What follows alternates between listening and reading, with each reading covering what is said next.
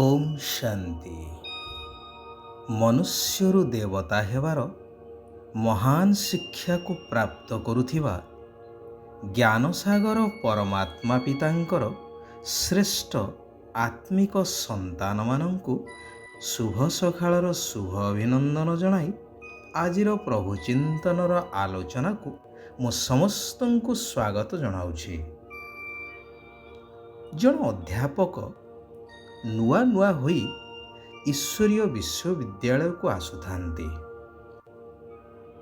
ଥରେ ଅଚାନକ ତାଙ୍କ ସହ ମୋର ସାକ୍ଷାତ ହୋଇଗଲା। କଥା ପ୍ରସଙ୍ଗରେ ମୁଁ ତାଙ୍କୁ ପଚାରିଲି କି ଆପଣ ଏହି ଅନୁଷ୍ଠାନକୁ କିପରି ଆସିଲେ।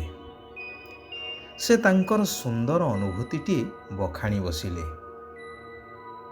କହିଲେ, ମୁଁ ଯେଉଁଠାରେ ରହୁଛି ମୋର ପାଖାପାଖି ଜଣେ ବୃଦ୍ଧ ଦର୍ଜି ରହୁଛନ୍ତି।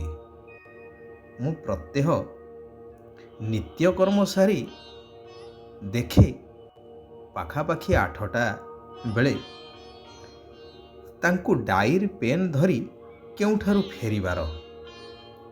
ଦିନେ ମୁଁ ତାଙ୍କୁ ଉତ୍ସୁକତା ବଶତଃ ପଚାରିଲି, ମଉସା ଆପଣ ସକାଳୁ ସକାଳୁ କୁଆଡ଼େ ଯାଉଛନ୍ତି ଏବଂ ଏତିକି ବେଳେ ଫେରୁଛନ୍ତି, ପୁଣି ଡାଏରୀ ପେନ୍ ନେଇ? ସେ କହିଲେ, ମୁଁ ଈଶ୍ୱରୀୟ କଲେଜକୁ ପାଠ ପଢ଼ିବାକୁ ଯାଉଛି। ମୋର ଆଗ୍ରହ ବଢ଼ିଗଲା। ମୁଁ ତାଙ୍କୁ ପଚାରିଲି। ସେ ମଧ୍ୟ ମୋତେ କହି ଚାଲିଲେ କି ଆପଣ ଜଣେ ଅଧ୍ୟାପକ। ଆପଣ ଯେପରି କଲେଜରେ ପିଲାମାନଙ୍କୁ ଇତିହାସ, ଭୂଗୋଳ ଆଦି ବିଭିନ୍ନ ବିଷୟରେ ପାଠ ପଢ଼ାଉଛନ୍ତି, ଆଉ ପିଲାମାନଙ୍କର ମଧ୍ୟ ଲକ୍ଷ୍ୟ ରହୁଛି ବା ଉଦ୍ଦେଶ୍ୟ ମଧ୍ୟ ରହିଛି କି ପାଠ ପଢ଼ି ଆମେ ଇଞ୍ଜିନିୟର ହେବୁ, ଡାକ୍ତର ହେବୁ ବା ଅଫିସର ହୋଇ ରୋଜଗାର କରି ନାମ ମାନ ସାନ ଆଦି ପ୍ରାପ୍ତ କରିବୁ। ସେହିଭଳି ଏହି ଈଶ୍ୱରୀୟ ବିଶ୍ୱବିଦ୍ୟାଳୟରେ ଆତ୍ମା, ପରମାତ୍ମା ଏବଂ ସୃଷ୍ଟିର ଇତିହାସ ଭୂଗୋଳର ବାସ୍ତବିକ ଜ୍ଞାନ ପ୍ରଦାନ କରାଯାଉଛି ଏବଂ ଏଠାରେ ପାଠ ପଢ଼ୁଥିବା ବିଦ୍ୟାର୍ଥୀମାନଙ୍କର ମଧ୍ୟ ଲକ୍ଷ୍ୟ ଆଉ ଉଦ୍ଦେଶ୍ୟ ରହିଛି ଯାହାକି ବହୁତ ଉଚ୍ଚା, କି ମୁକ୍ତି, ଜୀବନ ମୁକ୍ତି ପ୍ରାପ୍ତ କରିବା ଏବଂ ନରରୁ ଶ୍ରୀ ନାରାୟଣ, ନାରୀରୁ ଶ୍ରୀ ଲକ୍ଷ୍ମୀଙ୍କ ଭଳି ଦେବୀ ଦେବତା ହେବା, ଅର୍ଥାତ୍ ମନୁଷ୍ୟରୁ ଦେବୀ ଦେବତା ହେବା। କାରଣ ଏଠାରେ ପଢ଼ିଲା ବାଲା ସ୍ୱୟଂ ଈଶ୍ୱର। ଯାହା ଗୀତାରେ ଉଲ୍ଲେଖ ଅଛି କି ଧର୍ମ ଗ୍ଲାନି ସମୟରେ ମୁଁ ଆସି ନିଜେ ନିଜର ପରିଚୟ ଦେଇ ସମସ୍ତଙ୍କୁ ଉଦ୍ଧାର କରିଥାଏ ଏବଂ ଅନ୍ୟ କୌଣସି ସମୟରେ ନୁହେଁ, ସୃଷ୍ଟି ପରିବର୍ତ୍ତନ ସମୟରେ କେବଳ ମୁଁ ଆସିଥାଏ। ଯେହେତୁ ସତ୍ୟ ତ୍ରେତୟାରେ ଦୈବୀ ରାଜ୍ୟ ଥାଏ, ଯେଉଁଠାରେ ସୁଖ, ଶାନ୍ତି, ଆନନ୍ଦ ସବୁ କିଛି ଥାଏ, ମାୟା ନଥାଏ, ତେଣୁ ମୋର ଆସିବାର ଆବଶ୍ୟକତା ନାହିଁ। ଧର୍ମର ତ ସେଠାରେ ଗ୍ଲାନି ହୁଏ ନାହିଁ। ଦ୍ୱାପର ଯୁଗରୁ ବିଭିନ୍ନ ଧର୍ମସ୍ଥାପକ ଆସି ଧର୍ମ ସ୍ଥାପନା କରୁଛନ୍ତି। ଯେହେତୁ ଧର୍ମର ସ୍ଥାପନା ହେଉଛି, ସେତେବେଳେ ଧର୍ମର ତ ଗ୍ଲାନି ନାହିଁ, ତେଣୁ ମୋର ମଧ୍ୟ ଆସିବାର ଆବଶ୍ୟକତା ନାହିଁ। ବାକି ଏହି କଳି ଯୁଗରେ ଅନେକ ମତ ମତାନ୍ତର, ଅନେକ ଧର୍ମ ଭିତରେ ବିଭେଦ, ଯାହାକି ଧର୍ମ ଗ୍ଲାନିର ମୁଖ୍ୟ କାରଣ ସାଜେ ଏବଂ ସମସ୍ତେ ଦେହ ଅଭିମାନବଶ ନିଜକୁ ଆତ୍ମା ବୋଲି ବିସ୍ମୃତ ହୋଇଯିବା, ଅର୍ଥାତ୍ ଆମେମାନେ ସମସ୍ତେ ଆତ୍ମା, ଏହି ଜ୍ଞାନ ସମ୍ପୂର୍ଣ୍ଣ ଭାବରେ ଲୋପ ହୋଇଯାଏ। କେବଳ ଅହଙ୍କାର, ଦେହର ପଦମର୍ଯ୍ୟାଦାର ଇତ୍ୟାଦିର ଅହଙ୍କାର ଯୋଗୁଁ ଆହୁରି ତମ ପ୍ରଧାନ ଅର୍ଥାତ୍ ଧର୍ମର ଗ୍ଲାନି ହେଇ ଚାଲେ ଏବଂ ସେହି ସମୟରେ ହିଁ ମୁଁ ଆସିଥାଏ। ଏହା ପରମାତ୍ମା ଶିବ ଭଗବାନଙ୍କର ଉବାଚ। ସେଥିପାଇଁ ପରମାତ୍ମା ଆସିଥାନ୍ତି ଏବଂ ଏକ ଆଦି ସନାତନ ଦେବୀ ଦେବତା ଧର୍ମର ସ୍ଥାପନା କରି ସମସ୍ତଙ୍କୁ ଉଦ୍ଧାର କରିଥାନ୍ତି।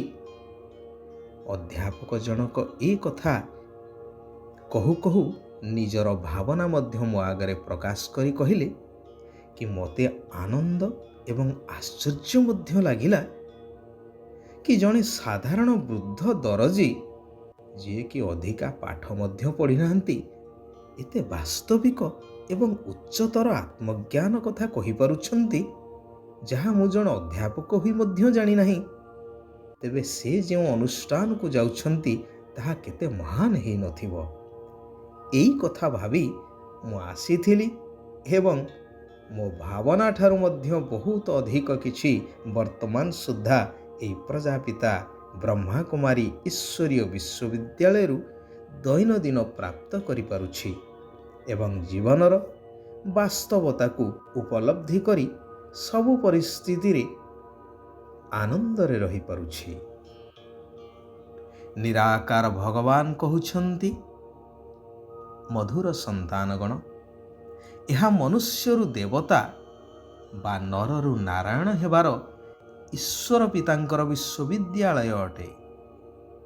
ଯେତେବେଳେ ଏହି ନିଶ୍ଚୟ ପକ୍କା ହେଇଯିବ ସେତେବେଳେ ଯାଇ ତୁମେ ଏହି ପାଠପଢ଼ା ପଢ଼ିପାରିବ। ପାଠପଢ଼ାରେ ତ ଅନ୍ଧବିଶ୍ୱାସର କଥା ହିଁ ନାହିଁ।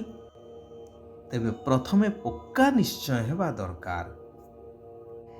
ହେଲେ ମନୁଷ୍ୟରୁ ଦେବତା ହେବା ପାଇଁ ଏବେ ଆଖିକୁ ସମ୍ପୂର୍ଣ୍ଣ ନିର୍ବିକାରୀ କରିବାର ମେହନତ କରିବାର ଅଛି, କାରଣ ଏଇ ଆଖି ହିଁ ବହୁତ ଧୋକା ଦେଇଥାଏ।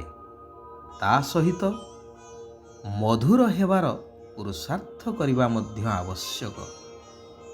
ସତ୍ୟ ଯୁଗରେ ତ ସମସ୍ତଙ୍କର ଦୃଷ୍ଟି ନିର୍ବିକାରୀ ହେବ। ଯେହେତୁ ବର୍ତ୍ତମାନ ମୁଁ ତୁମମାନଙ୍କୁ ଆସିଛି ସେହି ସତ୍ୟଯୁଗୀ ଦୈବୀ ଗୁଣଧାରୀ ଦେବୀ ଦେବତା କରିବା ପାଇଁ, ତେଣୁ ବର୍ତ୍ତମାନ ଠାରୁ ସେହି ସଂସ୍କାର ହିଁ ଧାରଣ କରିବା ନିହାତି ଆବଶ୍ୟକ। ସେଠାରେ ଏଭଳି ପୁରୁଷାର୍ଥ ବା ପରିଶ୍ରମ କରିବାକୁ ପଡ଼ିବ ନାହିଁ।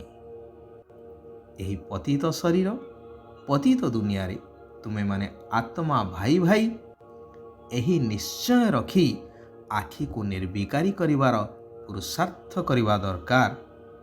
ମନୁଷ୍ୟ ତ ଏପଟେ କହୁଛନ୍ତି, ଭଗବାନ ଆପଣ ଯେତେବେଳେ ଆସିବେ ସେତେବେଳେ ଆମେ ଆପଣଙ୍କ ଉପରେ ସମର୍ପିତ ହେଇଯିବୁ। ପୁଣି ଭଗବାନଙ୍କୁ ସର୍ବବ୍ୟାପୀ ବୋଲି କହୁଛନ୍ତି। ତେବେ ଏହି କଥା ପ୍ରମାଣିତ କରୁଛି ଯେ ଭଗବାନ ଏଠି ସେଠି ସର୍ବତ୍ର ବିଦ୍ୟମାନ ନୁହନ୍ତି। କିନ୍ତୁ ମନୁଷ୍ୟ ବିଭିନ୍ନ ଶାସ୍ତ୍ର ପୁରାଣ ଅନେକ ମତମତାନ୍ତର ଦ୍ୱାରା ଭ୍ରମିତ ହୋଇ ଭଗବାନଙ୍କୁ ମାଟି ଗୋଡ଼ି କୀଟ ପତଙ୍ଗ ସବୁଥିରେ ଅଛନ୍ତି କହି ଭଗବାନଙ୍କର ଆହୁରି ଗ୍ଲାନି କରି ଚାଲିଛନ୍ତି। ସେଥିପାଇଁ ଗୀତାର ମହାବାକ୍ୟ ଅନୁସାରେ ସର୍ବଧର୍ମଂ ପରିତ୍ୟଜ୍ୟ ମାମେକଂ ଶରଣଂ ବ୍ରଜ, ଅର୍ଥାତ୍ ଏବେ ସବୁ ମତ ଛାଡ଼ି ଏକ ମୋ ଶ୍ରୀମତରେ ଚାଲ।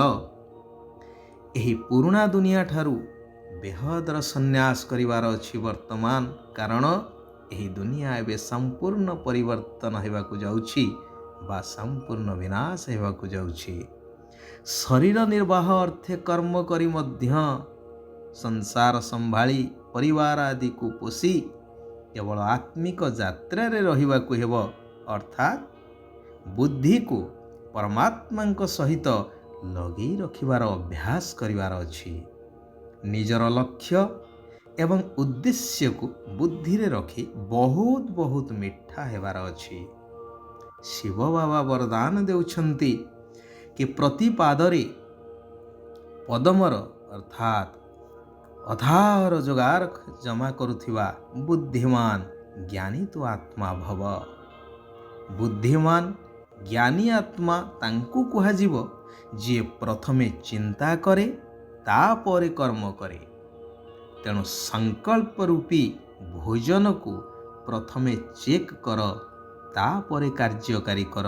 ଯେପରି ମହାନ ବ୍ୟକ୍ତିମାନେ ପ୍ରଥମେ ଖାଦ୍ୟକୁ ବା ଭୋଜନକୁ ପରଖିଥାନ୍ତି, ତାପରେ ଯାଇ ଭୋଜନ କରିଥାନ୍ତି।